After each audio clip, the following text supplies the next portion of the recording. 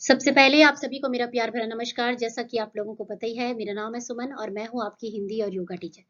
प्यारे बच्चों, आज का वीडियो बहुत ही महत्वपूर्ण जो इन सभी बच्चों के लिए जो कोई भी कॉम्पिटिटिव एग्जाम की तैयारी कर रहे हैं और स्पेशली जो सीयूईटी एंट्रेंस एग्जाम है, उसके लिए बच्चों के मेरे पास क्वेश्चन आ रहे थे कि मैम सोशल साइंस का जो कुछ क्वेश्चन है मैम उसको लेके आ जाइए। तो जिन भी बच्चों का बीएड या PGPQ01 है या कोई भी कॉम्पिटिटिव एग्जाम है, उनमें ये क्वेश्चन जरूर आते हैं बच्चों।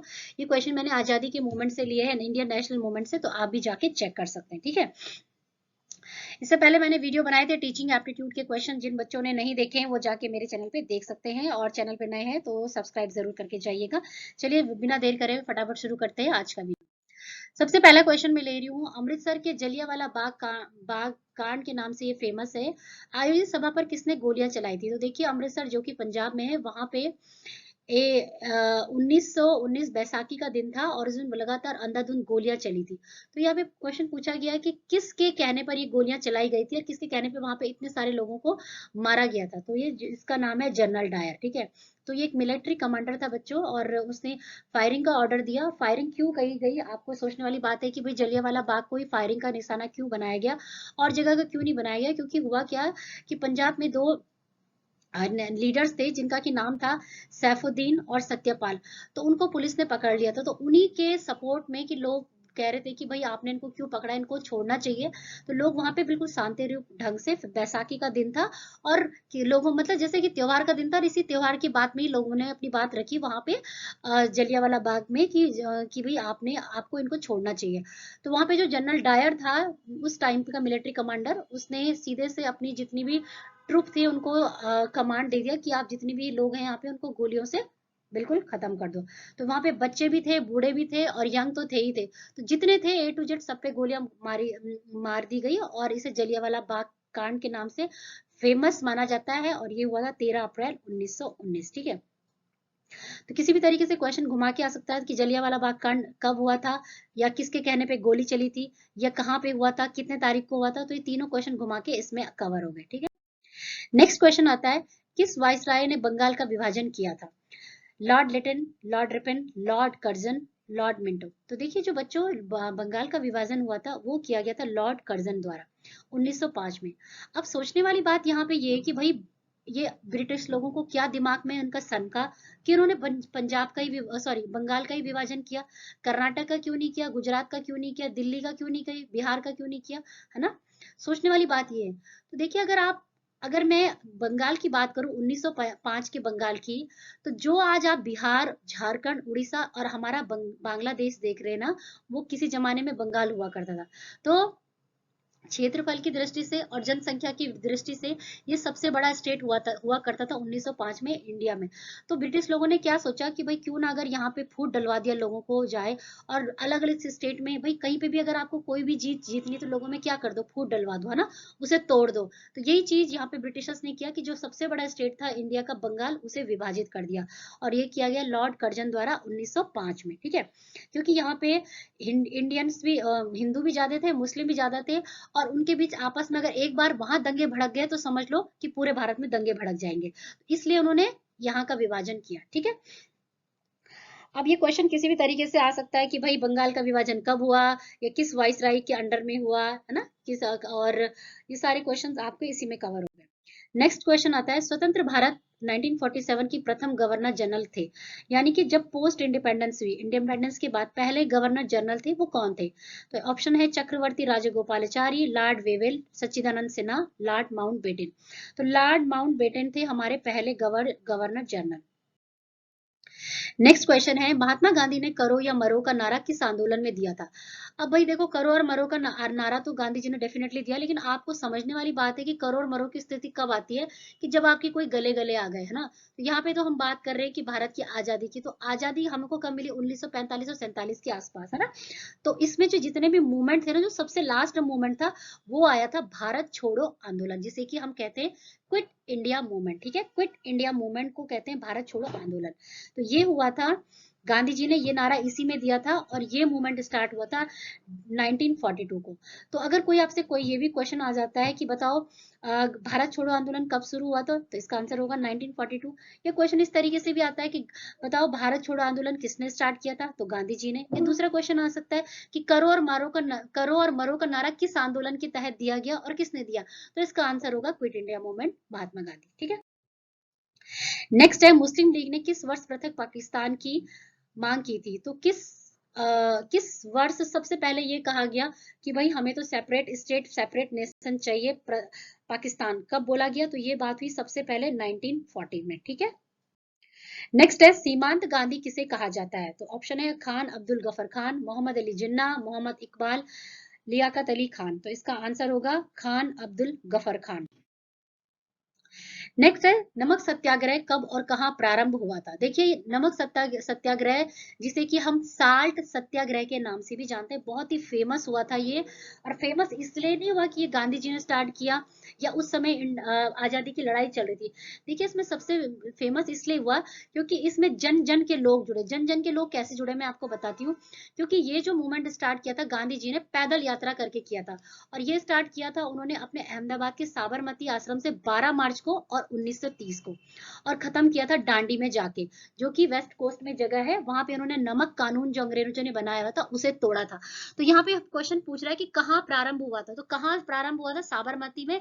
और अगर बोलेंगे कि कहाँ पे हुआ कहाँ पे खत्म, तो इसे डांडी यात्रा के नाम से भी जाना जाता है, डांडी मार्च। तो वो खत्म किया था इन्होंने डांडी वाली जगह में। ठीक है।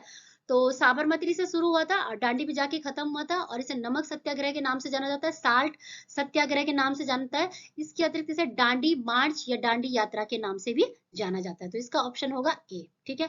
क्वेश्चन ऐसे भी आ जाता है, बताओ कि साल्ट सत्याग्रह किसने शुरू किया, तो ये गांधी जी ने शुरू किया था।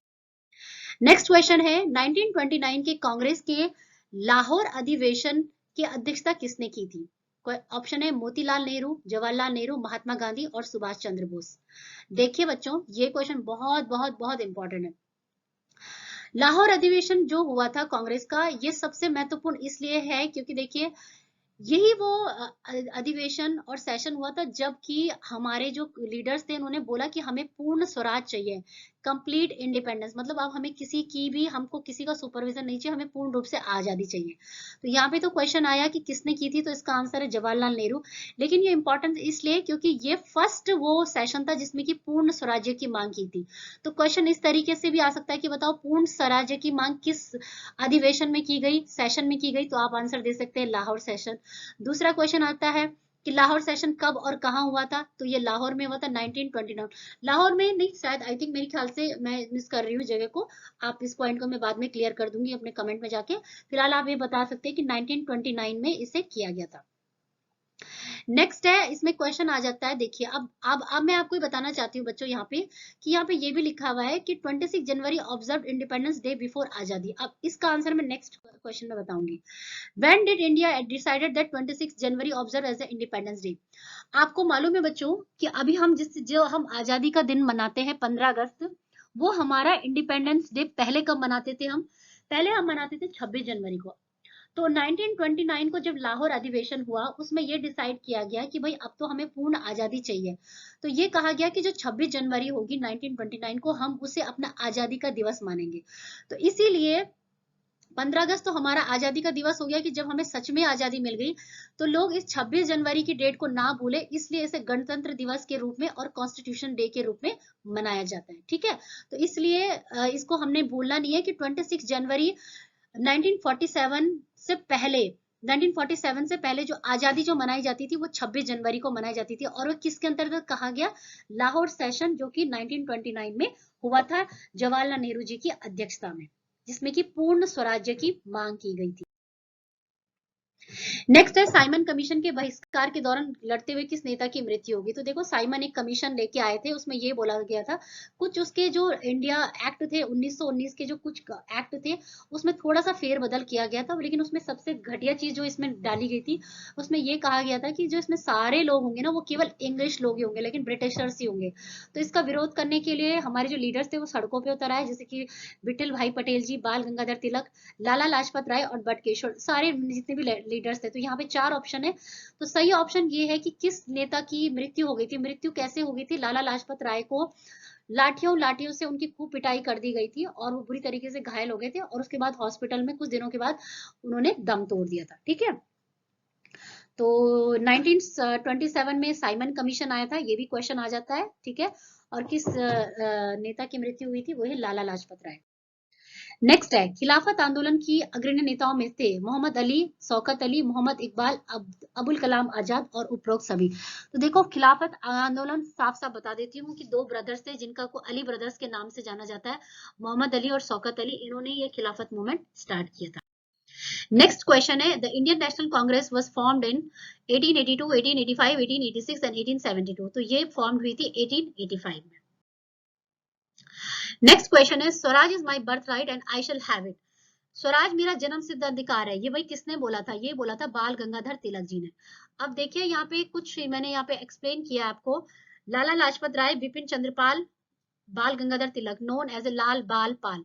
अगर कभी क्वेश्चन आ जाता है कि लाल बाल पाल के नाम से कौन फेमस है, तो ये तीनों के नाम आप बता दीजिएगा, लाला लाजपत राय, बिपिन चंद्रपाल और बाल गंगाधर तिलक। इन्हें की लाल बाल पाल के नाम से भी जाना जाता है। नेक्स्ट है, the Indian council act was passed in 1909, 1907, 1809 और 1807। तो इसका आंसर होगा 1909। नेक्स्ट क्वेश्चन है, the first movement in which Gandhi ji got involved was at अच्छा, यहाँ पे गांधी जी के मूवमेंट स्टार्ट हो चुके हैं, तो ये पूछ रहे हैं कि गांधी जी का सबसे पहला मूवमेंट कौन सा था जिसमें कि गांधी जी इन्वॉल्व हुए थे। तो सबसे पहला था Champaran Bihar 1917, quit India movement 1942, non cooperation movement 1920 और जलियांवाला बाग मास्कर। देखिए, अगर गांधी जी के मूवमेंट की बात करूं तो सबसे पहले जो उन्होंने पार्टिसिपेट किया था वो है चंपारण बिहार में। ये मूवमेंट क्या था वो भी मैं आपको बता देती हूँ बच्चों। किसान लोग थे, वो इंडिगो की प्लांट की खेती करते थे और खेती करने के बाद जो यूरोपियंस थे ना, उनको जो प्राइस थे वो यूरोपियन ने फिक्स किए थे। तो भाई किसान लोगों ने बोला कि हम फसल उगा रहे हैं, हमारी फसल है, तो इसके जो प्राइस है हम भी फिक्स भी हम ही करेंगे। तो उनको उल्टा उनको टैक्स देना पड़ता था और उल्टा उनको जो खेती करने के बाद जो प्राइसेस थे वो कम दामों में मिलते थे। तो वही बात तो सही है ना कि जो प्रोडक्ट बनाएगा वही तो अपना दाम डिसाइड करेगा, क्योंकि उसको पता है कि इसमें लागत कितनी आई है, उसी के हिसाब से जब वो प्रॉफिट निकालेगा तभी तो उसका फायदा होगा ना, नहीं तो वो किस चीज की खेती क्यों करेगा। तो इसी के मूवमेंट के अगेंस्ट में गांधी जी ने चंपारण बिहार में सत्याग्रह मूवमेंट स्टार्ट किया और जितने भी किसान थे उनको सपोर्ट किया, और जो वहां पे मिल इत्यादि थी और जो पीजेंट्स वगैरह था सबको सपोर्ट करके इस मूवमेंट को स्टार्ट किया था। ठीक है, नेक्स्ट है, the non cooperation movement started by whom and when. जो जिसे कि नॉन कॉपरेशन मूवमेंट जिसे कि हम कहते हैं असहयोग आंदोलन, मतलब कि सहयोग करना बंद कर दो। तो ये मूवमेंट किसने स्टार्ट किया और कब स्टार्ट किया? अली ब्रदर्स, मोतीलाल नेहरू, गांधी जी और भगत सिंह एंड बटुकेश्वर दत्त। देखिए, नॉन कॉपरेशन मूवमेंट जो स्टार्ट किया था ना, वो किया था गांधी जी ने। नॉन कॉपरेशन मूवमेंट ये गांधी जी के, जैसे कि आपको पता है कि नॉन वायलेंस और पीस की उनकी पॉलिसी है, तो वो हमेशा यही कहते हैं कि जो भी आपने बात रखनी है शांतिपूर्ण ढंग से करनी है। तो ये उनका ये मानना था कि अगर आप अंग्रेजों को सपोर्ट ही नहीं करोगे किसी चीज में, तो वो ऑटोमेटिकली एक दिन टूट जाएंगे और फिर किसी न किसी तरीके से वो हार के चले जाएंगे। तो देखो, अंग्रेज किस तरीके से भारत में बिजनेस कर रहे थे। सबसे पहले तो वो अपने फॉरेन गुड्स वगैरह बेच के, स्कूल्स वगैरह में एजुकेशन खुलवा के, और इसके अतिरिक्त तो वो क्या कर रहे थे, हमारे ही लोगों को बड़े बड़े टाइटल देके और हमारे लोगों के खिलाफ कर रहे थे। तो गांधी जी ने बोला कि आप उनके जो फॉरेन गुड्स है उनको बाइकआउट कर दो, उनके स्कूल्स वगैरह उन पे जाना बंद कर दो कुछ दिन के लिए पढ़ाई के लिए। और जो उन्होंने आपको टाइटल दिए, तो जैसे कि उन्होंने गांधी जी को भी एक टाइटल दिया था केसरी हिंद का, तो गांधी जी ने वो भी वापस लौटा दिया। ठीक है, और ये साथ में गांधी जी ये भी कहते हैं कि आप जो नॉन पेमेंट जो आप उनको टैक्स दे रहे हो ना, वो भी देना बंद कर दो। तो जब आप पूर्ण तरीके से किसी को सपोर्ट करना बंद कर दोगे, तो भाई वो आदमी एक दिन टूट के बिखर जाएगा, तो वो कभी ना कभी अपने घुटने टेक के वो इस मूवमेंट को खत्म, वो मतलब खराब हो जाएंगे। तो ये था गांधी जी का मूवमेंट, नॉन कॉपरेशन मूवमेंट 1920 से लेकर 1922 तक। परंतु उसमें बच्चों ये हुआ क्या कि ये मूवमेंट बहुत अच्छा चल रहा था, बहुत अच्छे पीक पे चल रहा था, लेकिन अनफॉर्चुनेटली क्या हुआ, एक इंसिडेंट हो गई, चोरा चोरी इंसिडेंट, कांड के नाम से जाना जाता है। 5 फरवरी उत्तर प्रदेश में भी हुई थी 1922 को। यहाँ पे हुआ क्या था कि कुछ लोगों ने क्या किया था कि जो एक पुलिस स्टेशन है वहां पे आग लगा दी और बहुत सारे जो पुलिस कर्मी थे उसमें जल के मर गए थे। तो इस घटना से गांधी जी बहुत आहत हुए। उन्हें लगा कि भाई हम एक तरफ तो हम शांति और नॉन वायलेंस की बात करते हैं और दूसरी तरफ आप लोग इस तरीके से कर रहे हो, तो उन्होंने इस मूवमेंट को बिल्कुल ही बोला कि अब मैं इस मूवमेंट का पार्ट नहीं बनूंगा, क्योंकि इसने मेरी आत्मा को दुख पहुंचा है। ठीक है, क्योंकि हमारा काम करने का तरीका ये नहीं है, तो इसलिए छोड़ दिया उन्होंने। नेक्स्ट है Bhagat Singh, Rajguru and Sukhdev were hanged on. ये 3 ऐसे थे जिनको फांसी लगी थी, जो कि हमेशा आपको पता ही है 23 मार्च 1931 को लगी थी। और इसके अतिरिक्त मैं आपको ये भी बताना चाहूंगी इसमें कि 8 अप्रैल 1929 को भगत सिंह और बटुकेश्वर दत्त, जो 2 नेशनल लीडर थे, उन्होंने बॉम्ब फेंका नेशनल असेंबली में। लेकिन जो बॉम्ब फेंका उसके अगेंस्ट में इनको फांसी नहीं हुई, फांसी का रीजन कुछ और था, पब्लिक सेफ्टी बिल था, और उसी के विरोध में इन्होंने लेजिस्लेटिव असेंबली में जाके बम फेंक दिया 8 अप्रैल 1929 को। ठीक है। Bardoli satyagraha organised by whom and when? Bardoli satyagraha किसने शुरू किया और कब? तो ये किया था वल्लभ भाई पटेल जी ने 1928 को। ठीक है। नेक्स्ट आता है civil disobedience movement started under leadership of, civil disobedience movement यानी कि जिसे कि हम सविनय अवज्ञा आंदोलन के नाम से भी जानते हैं, मतलब कि आप लोगों के जो रूल रेगुलेशन है उसको ब्रेक करो, उसे फॉलो कर दो। तो देखिए सविनय अवज्ञा आंदोलन का जो सबसे जो बड़ा वो दिखता है ना, वो दिखता है हमें डांडी मात्रा पे, जिसे कि साल्ट सत्याग्रह। इसी के अंडर में और सुपरविजन में गांधी जी ने नमक कानून को तोड़ा था। तो गांधी जी के द्वारा स्टार्ट किया था, ये था 1932 1934 में। और Gandhi ji civil movement started with the Dandi march 1930, break salt law, Sabarmati ashram and travel to Dandi west coast of India. Sabarmati ashram से शुरू किया और वेस्ट का कोस्ट तक वो गए, और वहां पे जाके उन्होंने नमक कानून को तोड़ा। अब कई बार बच्चे बोलते हैं नमक कानून को क्या किया होगा उन्होंने, है ना, उन्होंने पैदल यात्रा की। नमक कानून तोड़ने का मतलब ये नहीं है भाई, तोड़ तो वो सकते थे, हवाई जहाज से भी जा सकते थे, बस से भी जा सकते थे, लेकिन उन्होंने क्या किया, पैदल यात्रा की साबरमती आश्रम से। और जहां जहां गए, गढ़ते चलते गए, तो उस समय लोगों को लगा कि भाई देखो इतना बड़ा आदमी बैरिस्टर वकील है और हमारे लिए लड़ रहा है, पैदल यात्रा कर रहा है। तो जितने लोग थे सब जुड़ते गए, और इसने बहुत बड़ा इम्पैक्ट किया हमारी भारत की आजादी में, और इसमें अंग्रेज लोग इससे डरने लगे। नेक्स्ट है quit India movement started when and bye whom? Quit India movement, Bharat छोड़ो आंदोलन, ये स्टार्ट किया था गांधी जी ने 1942 में, जब भारत में डू और डाई का स्लोगन भी दिया गया 1942 गांधी जी के द्वारा। यहाँ पे थोड़ा मिसप्रिंट हो गया बच्चों, इस पे ध्यान मत दीजिएगा, 8 अगस्त को स्टार्ट हुआ था। नेक्स्ट है Indian National Army formed INA and popular known as Azad Hind Fauj. देखिए आज की जो हमारी आर्मी है वो तो है ही, लेकिन उस आजादी के टाइम पे भी एक आर्मी फौज बनाई थी, जो कि नेताजी सुभाष चंद्र बोस जी ने बनाई थी 21 अक्टूबर 1943 को। और इसे हम आजाद हिंद फौज के नाम से जानते हैं। ठीक है।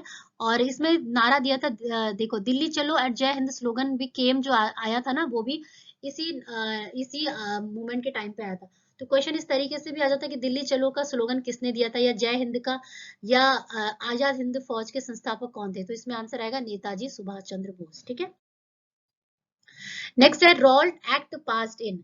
देखिए ये क्वेश्चन बहुत इंपॉर्टेंट है। ये रॉल्ट एक्ट पास हुआ था 1919 के आसपास, और ये बहुत ही गंदा एक्ट था भारत के लोगों के हिसाब से। क्यों था? क्योंकि इस एक्ट के अंतर्गत ये कहा गया था कि government could arrest anyone without a warrant and imprison him without a bail. मतलब कि गवर्नमेंट, क्योंकि गवर्नमेंट को कहीं ना कहीं लग गया था कि 1857 की जब क्रांति हुई थी, तो ब्रिटिश गवर्नमेंट को कहीं ना कहीं लगने लगा था कि अब लोगों के अंदर थोड़ा जागरूकता आ गई है, गांधी जी भी अपने छोटे मोटे मूवमेंट स्टार्ट करने लगे। तो उन्होंने बोला कि हम एक एक्ट पास कर रहे हैं, उसके अंतर्गत ये होगा कि जो हमारी जो ब्रिटिश गवर्नमेंट है वो किसी को भी मतलब बिना वारंट के अरेस्ट कर सकती है, और बिना ट्रायल के वो जेल में भेज सकती है, और उसको मुजरिम साबित कर सकती है। तो भाई अगर उस हिसाब से देखा जाए और आज के हिसाब से देखा जाए तो ये गलत है। भाई ऐसा थोड़े ना है कि अगर आजादी के लिए कोई लड़ रहा है, या कोई भी अपनी बात को रख रहा है, या कहीं पे कोई सभा कर रहा है, और अंग्रेज लोग सोचे कि नहीं तुम तो वही हमारे खिलाफ बोल रहे हो, और उसको सीधे पकड़ लिया और जेल में डाल दिया और फिर उसको फांसी दे दी, तो ऐसा नहीं होता। ये रॉबर्ट एक्ट के खिलाफ बहुत विरोध हुआ पूरे भारतवर्ष में। मार्च 1919 को इसे लेके आया गया, लेकिन ये पूर्ण रूप से इम्प्लीमेंट नहीं था। इसका पूर्ण रूप से हमारी गवर्नमेंट ने, हमारे जो इंडियन लीडर्स थे, उन्होंने बुरी तरीके से इसका विरोध किया। ठीक है। Independence and partition. अब लास्ट में बात आती है कि भाई जब भारत छोड़ो आंदोलन भी हो गया, इंडिपेंडेंस एंड पार्टीशन की बात आई, भारत आजाद भी हो गया, फिर साथ के साथ एक बात और आई पार्टीशन की। तो लॉर्ड माउंटबेटन, हमारे जो वाइसरॉय थे 1947 में जो आए, उन्होंने एक नया ही प्लान किया 2 कंट्रीज का, और उस कंट्रीज का नाम पड़ा पाकिस्तान। ठीक है। तो आज जो हमारा वेस्ट पंजाब है, ईस्ट बंगाल है, वो आज कहलाता है हमारा पाकिस्तान। तो ये जरा मैं आपको जानकारी देने वाली थी। इसके साथ साथ गांधी जी के फेमस मूवमेंट एक बार फिर से देख लीजिए, चंपारण सत्याग्रह जो कि बिहार में हुआ था, नॉन कॉपरेशन मूवमेंट, ये असहयोग आंदोलन के नाम से 1920 से लेकर 1922 तक, civil disobedience movement 1930 to 1934, quit India movement 1934 to 1942, ठीक है। तो ये लास्ट मूवमेंट था गांधी जी का क्विट इंडिया मूवमेंट, ठीक है। तो बस बच्चों यही था आज का वीडियो। उम्मीद करती हूँ वीडियो आपके लिए हेल्पफुल रहा होगा। ऐसी अन्य जानकारी के लिए चैनल को लाइक शेयर सब्सक्राइब करिए और टेलीग्राम चैनल को भी ज्वाइन कर लीजिए। इंस्टाग्राम पे मुझे फॉलो कर लीजिए।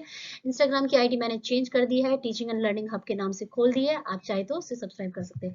और भी मैं वीडियो लेके आऊंगी बच्चों, देखते हैं कितने दिन तक लेके आ सकते हो। अभी तो समय हमारे पास बहुत कम बच गया, पर जितनी भी होगी मैं कोशिश करूंगी आपके, ठीक है। तो बस बच्चों यही था आज का वीडियो। उम्मीद करती हूँ जानकारी हेल्पफुल रही होगी। मिलेंगे मेरे नेक्स्ट वीडियो के साथ, तब तक के लिए आप घर पे रहिए, स्वस्थ रहिए, मस्त रहिए, पढ़ते रहिए और आगे बढ़ते रहिए। जय हिंद, जय भारत, धन्यवाद, सत्यमेव जयते, धन्यवाद।